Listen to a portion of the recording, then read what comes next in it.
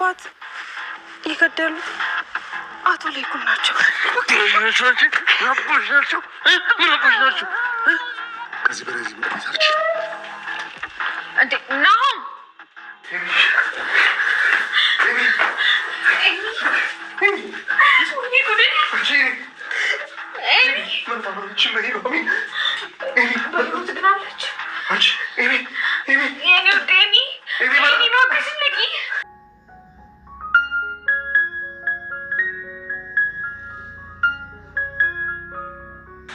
የምለው ገብቷል። ይቺ ልጅ አንድ ነገር ብትሆን ኃላፊነቱን የምትወስደው አንተ ራስህ ነህ። ምንድን ነው የምትቀባጥሪው? ወይ ግን አንቺ ለምንድን ነው ሁሉም ነገር ነው ካልወጣወጥኩት? እኔ ያለ ምክንያት ማንንም ከመሬት ተነስቼ አልሆነችልም። እና ታዲያ ምን ተፈጥሮ ነው ኃላፊነት ወስዳለህ የምትይው? እንዳላወቃቱን ኤርሚያስ፣ ቆይ ምን አይነት ጨካኝ ብትሆን ነው በዛ ሁኔታ ብቻዋን ትታት የምትሄደው? ለምንድን ነው ቆይ ግልጹን ማስነገር? ኧረ እባክህ ኤሚ ብቻዋን ቤት ውስጥ ራሷን መሳቷን አላውቅም ልትለኝ ባልሆነ። ኤሚ በድንገት ራሷን ስታ ወደቀች። ታዲያ ራሷን ስታ የወደቀችበት ምክንያቱ ስላልታወቀ አሁን ቤተሰቦቿ እጅግ በጣም በጭንቀት ላይ ይገኛሉ። ለኤሚ ራስ መሳት ምክንያቱ ኤርሚያስ ነው ብሎ የሚያስበው ናሆም አሁን ደግሞ ኤርሚያስን አግኝቸው ዋጋውን መስጠት አለብኝ እያለም እየዛተበት ይገኛል። የቤተሰቡን ገመና ለመሸፈን እየሞከረች የምትገኘው ኑሐሚን በስከ መጨረሻ ሁሉም እውነታ ስለታወቀ ድንግጥግጧና ድንብርብሯ ወጥታ ትገኛለች።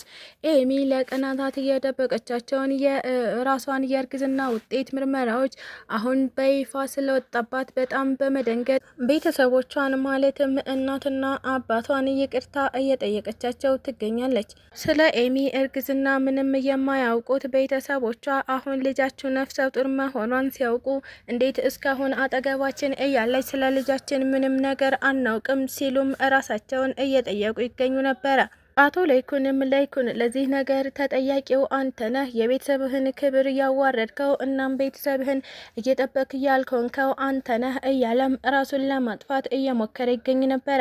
ይህንን እያየችው ወይዘሮ ዝናሽ አይ ላይኩን እኔ ነኝ ነፍስም እያጠፋሁት ቤተሰቡንም እያመሰቃቀልኩት እኔ ነኝ፣ ስለዚህ ራሴን ማጥፋት ካለብኝ እኔ ነኝ እንጂ አንተ አይደለህም እያለችም ለባለቤቷ ጥብቅና እየቆመችለት ትገኛለች።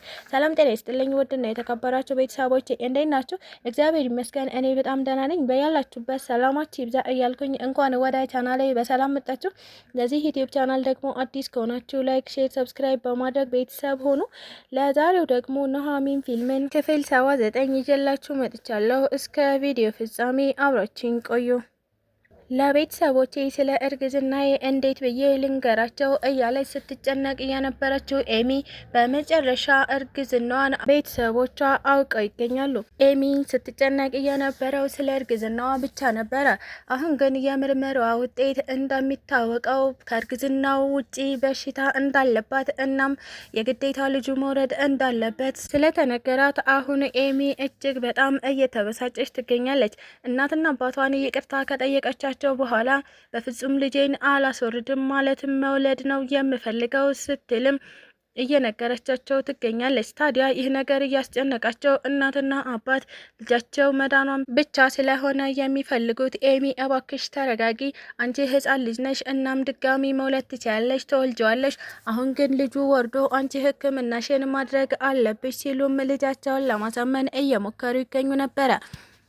ዶክተሩ ምናልባትም ኤሚ ወደ ውጭ ሄዳ መታከም ይኖርባታል ባላቸው መሰረት አቶ ላይኩን እናም ወይዘሮ ዝናሽ ልጃችን ውጭ አይደለም ሌላ ቦታም ቢሆን የትም አገር ቢሆን ሄዳ መታከም ትችላለች፣ ምንም ችግር የለውም፣ እኛ የገንዘብ ችግር የለብንም ሲሉ ቢነግሩትም ዶክተሩም ገንዘብ ስላላችሁ ነፍስ ትገዛላችሁ ማለት አይደለም፣ ይልቁንም ፈጣሪያችሁን ለምኑ እናም ደግሞ ለኤሚ ቦን መቀየሪያ የሚሆን እንዲገኝላት ጸልዩ ሲልም ነግሯቸው ነበረ። ታዲያ ወይዘሮ ዝናሽም ሆነች አቶ ላይኩም በተደጋጋሚ ስለ ገንዘባቸው ከማውራት አልተቆጠቡም። እንግዲህ ገንዘብ ካለ በሰማይ መንገድ አለ የሚባለውን ነገር ለመተግበር እየሞከሩ ይገኛሉ። ነገር ግን ዶክተሩ እነሱ በተደጋጋሚ ስለ ገንዘባቸው ቢያወሩትም እሱ ደግሞ ገንዘብ ስላላችሁ አሁንም ልጃችሁን ማዳን አትችሉም፣ ይልቁንም ጸሎትና ለሷ የሚያስፈልጋትን ነገር አድርጉላት ሲልም ነበረ አስረግጦ እየነገራቸው የሚገኘው። በጠና እንደታመመች የተነገራት ኤሚ እጅግ በጣም ሀዘን ውስጥ ገብታ ትገኛለች። እሷ በድንገት ሆስፒታል ውስጥ ራሷን እያገኘችው ያልሆነ ነገር ሰምታ እንደሆነ ብታስብም ነገር ግን ሌላ ተያያዥ በሽታ እንዳለባት ሲነገራት አሁን ኤሚ በጣም ጭንቀትና ሀዘን ውስጥ ገብታ ትገኝ ነበረ። ታዲያ ልጄን እወልደዋለሁ እያለች የምትናገረው ኤሚ አሁን ልጄን ማጣት አልፈልግም፣ በእርግጥ ለቀናታት ስለ ልጄ ስለማስወረድ ሳስብ ነበረ፣ ነገር ግን አሁን ሙሉ በሙሉ ተስፋዬ ልጄ ነው። እናም ወስኛለሁ፣ በፍጹም ላጣው አልፈልግም፣ ልጄን እወልደዋለሁ እያለችም ለዶክተሩም ሆነ ለቤተሰቦቿ እየነገረቻቸው ትገኝ ነበረ።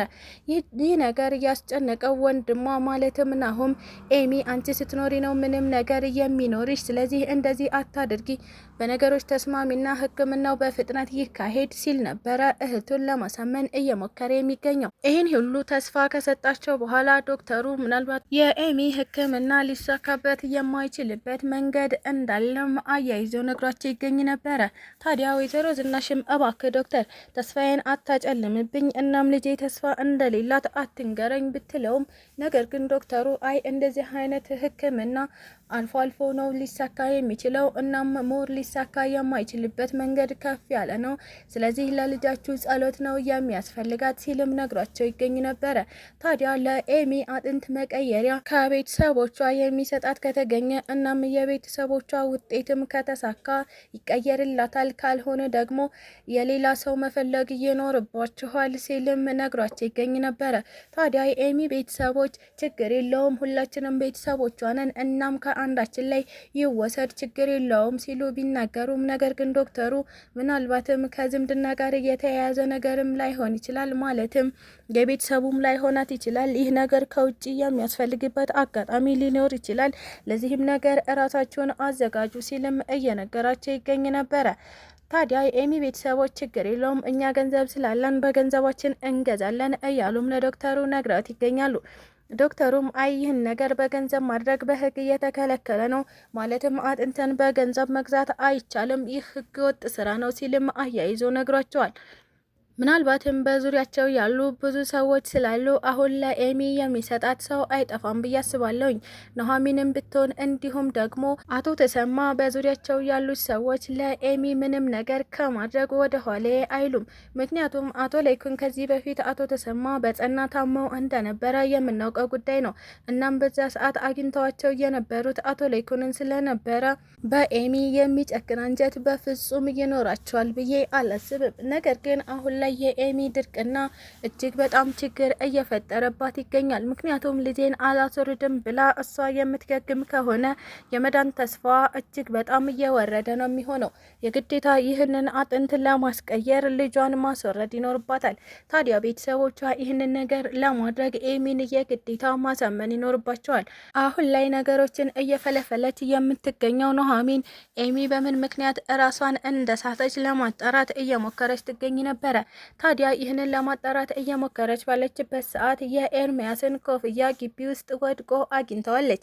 ስለዚህ ኤሚ ራሷን እየሳተችው በኤርሚያስ ምክንያት ነው ማለት ነው ስትል ነበረ ኑሐሚን ለናሆም እየነገረችው የምትገኘው። ናሆምም አሁንም ከኤርሚያስ ጋር ትገናኛለች ወይ እያለም ኑሐሚንን ለመጠርጠር እየሞከረ ይገኝ ነበረ። ታዲያ ኑሐሚንም አትጃጃልብኝ፣ እንደዛ አይደለም፣ ይህንን ያገኘሁት ከግቢያችሁ ነው፣ እናም ለኤሚ ራስ መሳት ምክንያቱ ኤርሚያስ ይሆናል ብዬ እየጠረጠርኩኝ ነው ስትልም ለናሆም አስረድታው ትገኛለች። ናሆምም ቤተሰቦቹ የዳግምን አባት እንደገደሉ ሲሰማ አሁን በቤተሰቦቹ ላይ እጅግ እያዘነባቸው እናም እየተበሳጨባቸው ይገኛል። ይህ ነገር እያበሳጭ ያለው ናሆም በድንገት ቤተሰቦቹ ላይ ተነስቶ እናንተ ነፍሰ ገዳዮች ብሎ የሚያዋርዳቸው ይመስለኛል። ስለተከታተላችሁኝ እጅግ አድርጌ አመሰግናለሁ። ለቻናሌ ደግሞ አዲስ ከሆናችሁ ላይክ፣ ሼር፣ ሰብስክራይብ በማድረግ ቤተሰብ ሁኑ። እንዲሁም ደግሞ ሀሳብ አስተያየትም ካላችሁ ኮሜንት ላይ አሳውቁኝ። ኢትዮጵያ ለዘላለም ትኑር እያልኩ ሰናበታችኋለሁ።